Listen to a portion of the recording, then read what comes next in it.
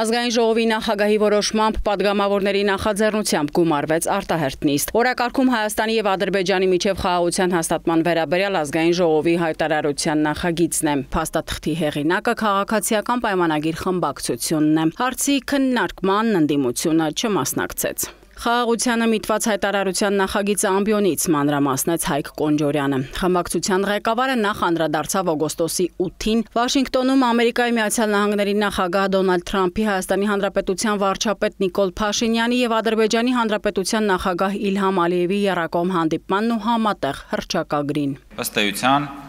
Հայաստանի եւ Ադրբեջանի միջև հաստատված է խաղաղություն եւ քաղաքացիական պայմանագիր խմբակցությունը գտնում է, որ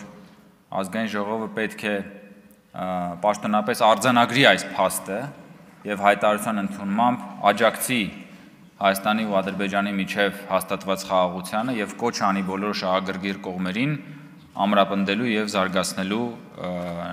հաստատված խաղաղությունը։ Հայկ Կոնջորյանը կետ առ կետ ընթերցեց հայտարարության տեքստը։ Փաստաթղթում մասնավորապես նշվում է, որ ազգային ժողովը պաշտպանելով Հայաստանի ինքնիշխանությունը եւ տարածքային ամբողջականությունը, գիտակցելով միմյանց տարածքային ամբողջականության, ինքնիշխանության, միջազգայինորեն ճանաչված սահմանների անխախտելիության, քաղաքական անկախության ճանաչման հիման վրա բոլոր հարևանների հետ խաղաղ համակեցության նշանակությունը տարածաշրջանի տնտեսական բարգավաճման եւ առաջընթացի համար, ընդգծելով խաղաղության հաստատման կարևորությունը Հայաստանի զարգացման եւ հարատեվության համար, հենվելով անցյալի հակամարտությանը վերջ դնելու եւ ժողովուրդների միջև բարիդրացիական հարաբերություններ հաստատելու անհրաժեշտության գիտակցության վրա, աջակցություն է հայտնում Վաշինգտոնում եռակողմ հանդիպման արդյունքում մեր երկրի վարչապետի եւ Ադրբեջանի նախագահի համատեղ հռչակագրին։ Փաստաթղթով ողջունվում են խաղաղության եւ միջպետական հարաբերությունների հաստատման մասին համաձայնագրի նախաստորագրումը եւ ստորագրմանն ուղղված ջանքերը։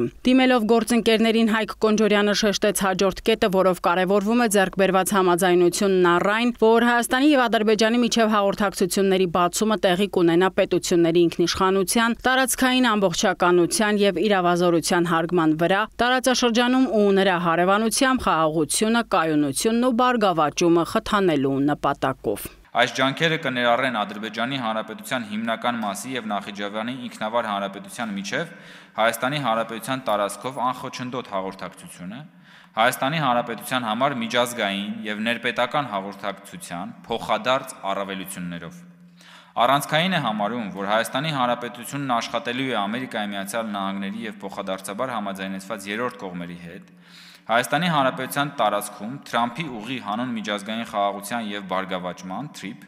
հաղորդակցության ծրագրի իրականացման շրջանակը սահմանելու նպատակով։ Հայտարարության տեքստը վերահաստատում է, որ մարդկային անասելի տառապանքներ պատճառած հակամարտությունից հետո Հայաստանի եւ Ադրբեջանի ժողովուրդների համար ստեղծվել են բարիդրացիական հարաբերություններ սկսելու պայմաններ, հիմնված միջազգային սահմանների անկախտելիության եւ տարածքներ ձեռք բերելու նպատակով ուժի կիրառման անթույլատրելիության սկզբունքների վրա։ Մշակված նախագծում երախտագիտություն է հայտնված Ամերիկայի Միացյալ Նահանգների նախագահ Դոնալդ Թրամփին Հայաստանի եւ Ադրբեջանի միջև խաղաղության հաստատման գործում իր անուրանալի ներդրման համար։ Անդրադարձ է կատարված նաեւ տնտեսական հարաբերություններին։ Հայաստանի եւ Ադրբեջանի միջև խաղաղության հաստատումը նոր հնարավորություններ է բացում տնտեսական բարգավաճման եւ առաջընթացի համար,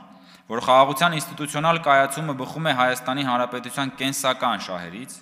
եւ որ անհրաժեշտ է ջանքեր գործադրել հաստատված խաղաղության հետագա ամրապնդման ուղղությամբ։ Պատգամավորները փաստաթղթով կոչ են անում Հայաստանի եւ Ադրբեջանի հանրային քաղաքական փորձագիտական գիտական մշակութային շրջանակներին ձեռնպահ մնալ կոնֆլիկտը խորհրդանշող այն վերաձևակերպելուն, բորբոքելուն ուղղված խոսույթներից ու գործողություններից։ Պատգամավոր Դավիթ Կարապետյանն անդրադարձավ դահլիճից բացակայող ընդդիմադիր գործընկերներին ու փաստեց։ Խաղաղության հետ կապված ցանկացած քննարկման դեմ են ըստ էության եւ նաեւ այս զուգահեռները անցկացնելով արդյոք այլ օտար շահեր չեն փորձում սպասարկել եւ որն է ձեր գնահատականը այս հարցում։ Մենք ունենք հիմա մի փաստաթուղթ, ստորագրված Սպիտակ տանը, եւ այդ փաստաթղթի ներքո նաեւ դրված է Ամերիկայի Միացյալ Նահանգների նախագահի ստորագրությունը, համաձայն որի մենք արձանագրել եւ ցեմենտել ենք այն հին սկզբունքը, որով որ մենք պաշտպանելու ենք մեր տարածքային ամբողջականությունը, ինքնիշխանությունը, իրավազորությունը եւ այլն։ Սրանից ավելի կարեւոր կռվան չկա։ Արտաքին հարաբերությունների մշտական հանձնաժողովի նախագահի դիտարկմամբ էլ այսօր առավել քան երբևէ անելիք ունենք։ Մեր խնդիրն հիմա եւ նպատակը այդ գործընթացում այսպիսի իրադարձությունները շատացնելն է եւ հասցնել մի այնպիսի հանգրվանի, որ խաղաղության փաստը անշրջելի լինի,